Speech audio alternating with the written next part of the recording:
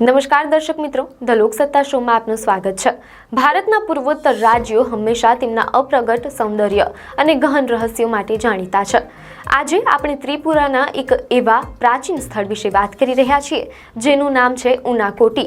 આ નામનો શાબ્દિક અર્થ થાય છે 1 કરોડમાં 1 ઓછું, એટલે કે 99,99,999। ગાઢ જંગલો અને દુર્ગમ પર્વતમાળાઓની વચ્ચે છુપાયેલું આ સ્થળ પથ્થરોમાં કંડારેલી લાખો હિન્દુ દેવી દેવતાઓની મૂર્તિઓ માટે વિશ્વભરમાં આકર્ષણનું કેન્દ્ર બન્યું છે। આટલી વિશાળ સંખ્યામાં મૂર્તિઓ કોણે, ક્યારે અને શા માટે બનાવી, આ રહસ્ય હજી પણ અકબંધ છે। ત્રિપુરાના ઘાટ જંગલો અને પર્વતમાળાઓ વચ્ચે છુપાયેલું એક સદીઓ જૂનું પુરાતત્વીય સ્થળ ઉનાકોટી આજે પણ રહસ્ય અને આકર્ષણનું કેન્દ્ર બની રહેલું છે। ઉનાકોટી નામનો અર્થ થાય છે 1 કરોડમાં 1 ઓછું। માન્યતાઓ અનુસાર આ પ્રાચીન સ્થળે પથ્થરો કોતરીને હિન્દુ દેવી દેવતાઓની 99,99,999 કલાત્મક મૂર્તિઓ કંડારવામાં આવી છે।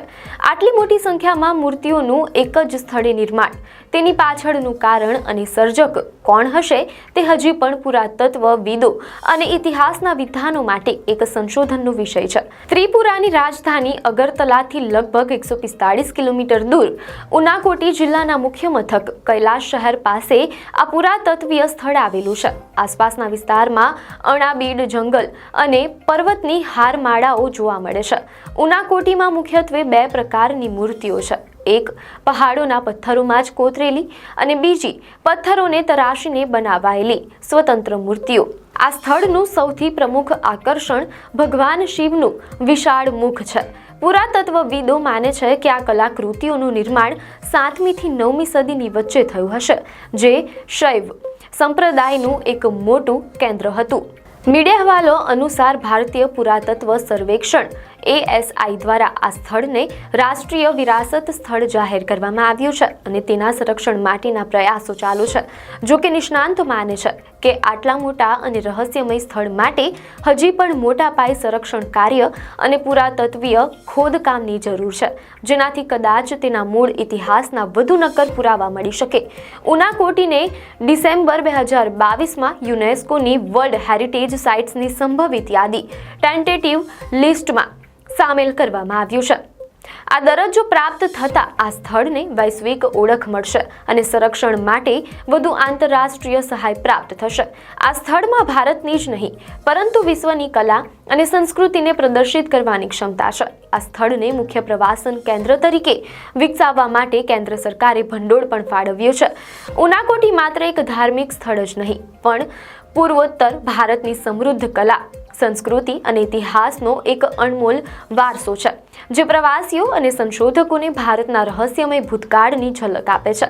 દર વર્ષે એપ્રિલ મહિનામાં અહીં અશોકાષ્ટમી મેળો ભરાય છે, જેમાં હજારો શ્રદ્ધાળુઓ અને પ્રવાસીઓ ઉમટી પડે છે। ઉનાકોટીમાં મુખ્યત્વે 2 પ્રકારની મૂર્તિઓ જોવા મળે છે। અહીંના પહાડોના પથ્થરોમાં સીધી કોતરણી કરીને મૂર્તિઓ બનાવાય છે। આમાં ઉનાકોટીના શિલ્પો સૌથી વિશિષ્ટ ગણાય છે। પથ્થરોને તરાશીને બનાવાયેલી અન્ય મૂર્તિઓ પથ્થરોના ટુકડાઓમાંથી કાળજીપૂર્વક કોતરીને સ્થાપિત કરવામાં આવી છે। સ્થળની મધ્યમાં ભગવાન શિવનું 30 ફૂટ ઊંચું વિશાળ મસ્તક છે, જે ઉનાકોટેશ્વર કાલ ભૈરવના નામથી ઓળખાય છે। આ મુખ પર 10 ફૂટ ઊંચો શણગારેલો મુગટ પણ છે। શિવની આ આકૃતિની બંને બાજુએ દુર્ગા દેવીની સિંહ પર સવાર અને ગંગા દેવીની મકર એટલે કે એક જળચર પ્રાણી પર સવાર મૂર્તિઓ કંડારવામાં આવી છે।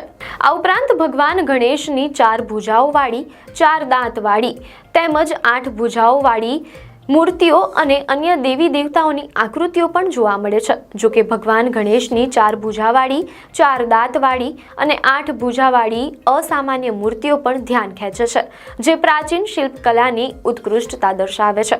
અહીં કાળ ભૈરવ, વિષ્ણુ અને હનુમાનના પણ શિલ્પો છે। મીડિયા અહેવાલો અનુસાર ઇતિહાસકારો માને છે કે સદીઓ પહેલા આ સ્થળ શૈવ સંપ્રદાયનું એક મોટું અને ગતિશીલ તીર્થધામ હતું, જ્યાં દૂર દૂરથી શ્રદ્ધાળુઓ આવતા હતા। આજે પણ આસપાસના સ્થાનિક લોકો અને શ્રદ્ધાળુઓ વર્ષમાં ચોક્કસ સમય, ખાસ કરીને અશોકાષ્ટમી મેળા સામાન્ય રીતે એપ્રિલ મહિનામાં અને જાન્યુઆરીમાં અહીં આવે છે અને આ પ્રાચીન મૂર્તિઓની પૂજા કરે છે। ઉનાકોટી માત્ર પથ્થરોનું જંગલ નથી, પરંતુ તે ભારતના ઇતિહાસ, કલા અને રહસ્યમય કથાઓનો ભંડાર છે।